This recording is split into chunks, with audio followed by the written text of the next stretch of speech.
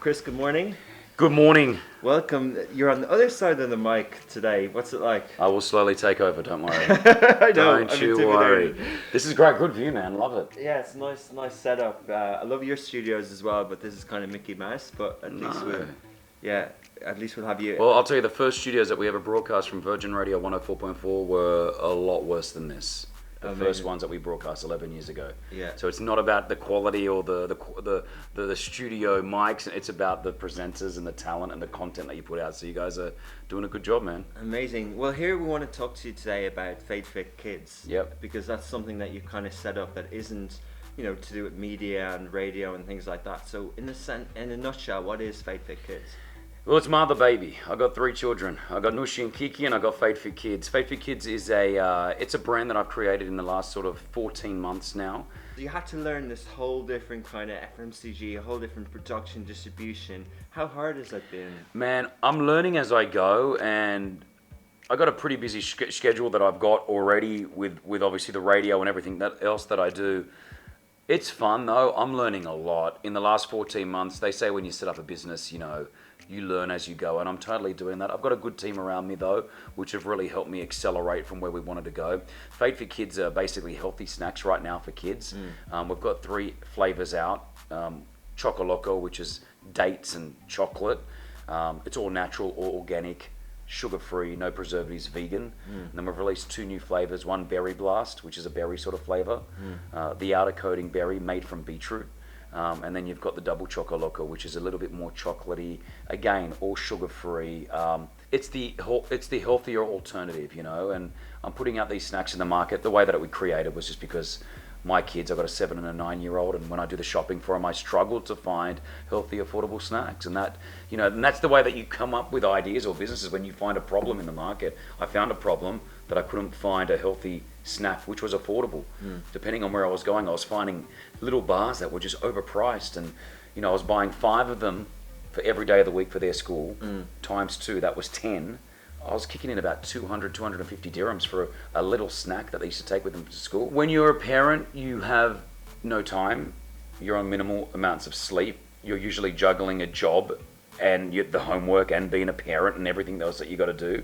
I could have made healthier snacks, but they're not going to sell. So I've had to find that real border where it's tasty, that kids like it. And I would say that 8 out of 10 kids love the snack. How did you go about it? How did you do Man, that? a lot of case studies. We have I've got a lot of partnerships with different brands. For example, we're in Kidzania in Dubai Mall. Yeah. Hopefully soon to be in Abu Dhabi. And obviously they have a bunch of kids that are going through. So I would go and do case studies on children with their parents, and would sit them down. They would try different types of snacks, would put 20 in front of them, and would cull it down to the top 3 or the top 2 or the top 1. I test them out on my kids and their friends. They would come over. I think it's really important. Interesting enough, Fade Fit Kids, it's a kids snack targeted product, but 40% of our consumers, our people that eat it, are adults. Yeah. So it's a snack that adults have now adapted to, taking it before the gym, on the way to work, putting it in the handbag. Because it's made out of just dates and no sugar. It's a low calorie intake. I know growing up, my parents were pretty cool. They really did restrict what we consumed, right? And I thank them for it. But going forward, I think it's the parents. I get really frustrated when I see a 5-year-old drinking a soft drink. I get frustrated. My kids personally aren't allowed to touch it. They've touched it, I think, twice in their life. Wow. I allowed them to have a sip of a soft drink. How do you stop it? They've got friends. They don't know. Well, I educate them. And you know what? Later on in life, if they go behind my back and they do it. Hey, I drink soft drink and I love it. Okay, I do that. But just for my kids, I want to give them everything that they need. So when they get older, they've got the basis. They can make their own decisions, And I think it's really important. Education is everything. With Fade Fit Kids, I will get some parents that won't go anywhere near my product. They may say it's too expensive, or they may say they don't like the taste. Yeah. But I know what they're going to be going for then, and I can't. And I've told myself, I can't compete against that. What does it take to kind of set up? Do you need investment? Do you need? Is it different from a food company versus a retail? Okay, with what I've got in the market right now, I mean, obviously my brand being Kris Fade has made things a little easier for me. I have thrown my own investment in there. It's mainly my investment. I've had good collaborations and partnerships with a company called Munchbox, who now manufacture the product. They are solely they are manufacturing 3 flavors for me. I've now had to expand and get a larger distributor over the last 3 months. So we went from having a smaller distributor. Distribution is everything in this game, which I've realized. You got to make sure that your product is on the shelf at the right time and it's everywhere. So money-wise, there has been a good investment amount from my money. It's solely my investment. A lot of my time, and obviously a lot of my social media, a lot of my appearances to different companies where they're stocking the product, that's where a lot of that money comes from as well. And it's only in the last month that I've actually had to set up Fade Fit Kids as a company in this country, because I was running it through another company. So it's only been in the last month that I've done that, and thankfully I got the guys from Virtue Zone here who have done it over 15,000 times, and they've helped me get through that process of setting up a company. My advice to anyone that's looking at setting up a business or doing anything like this, find people that have done it before. You know, you mentioned Mustafa Koita from Koita Milk. The reason why I actually started Fade Fit Kids was for he told me to do it.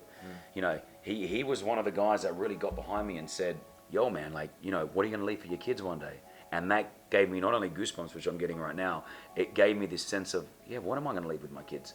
You know, I want to leave them something. And so he had done this before. So just picking his brain, pick people's brain, take what you can from them. I don't want it to ever take over what I do now, because radio is my passion, entertaining is my passion, content creation is my passion. I never want that to take over. I want them to meet though, which they're starting to do. So a lot of the content that I'm creating is for the snack company. When will it ever take over? I don't think it will, but I will love that moment one day where I can do radio out of pure passion only, where I don't need to worry about money or a salary coming in. I'm only doing radio for pure passion. You know, the question really is about, you know, the challenges that you've had. So people say in entrepreneurship and business that's a mistake. You pivot too much. There is a lack of focus and things like that. What have you learned?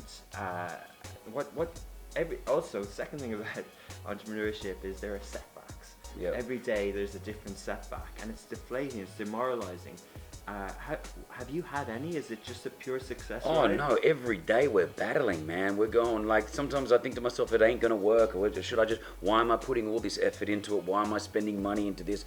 I've got my own brand, Kris Fade, doing its own thing. I'm doing it because I'm passionate about it. You've got to, listen, there are absolutely no rules. Anyone that tells you that you should be doing it this way and that way and this way, like, I don't believe in any of that.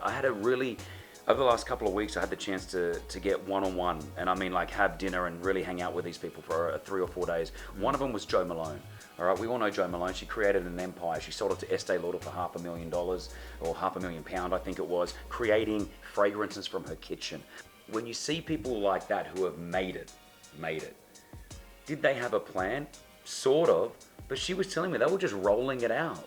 They were just going through the processes. Her and her husband had never done it before. Sat down with Mark Randolph, who created Netflix, and he was saying the same thing. Oh man, we just came up with an idea. We thought we were going to roll it out. I said, did you have a whole business plan, strategy? Did you know?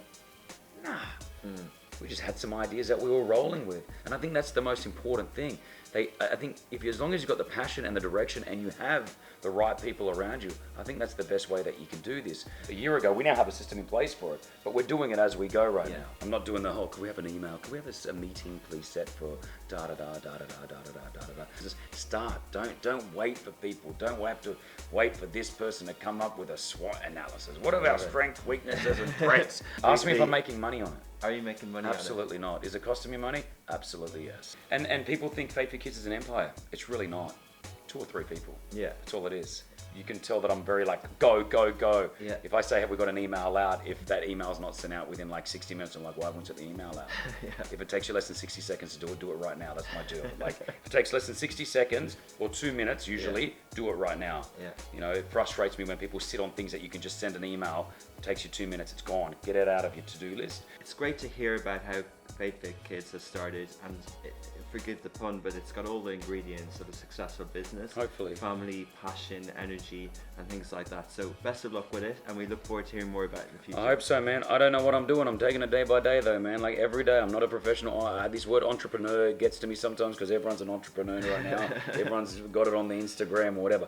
I don't even know if I'm an entrepreneur. I'm just doing what I want to do, and hopefully I'm doing it the right way. And time will tell with Fade Fit Kids. But I don't have a huge marketing budget, so if anyone's listening to this, promote it for me. That's all I ask you. Try it. If you like it, tell a friend. That's all I care. Amazing. Well done, Kris, and thanks for coming on. Thank you, guys.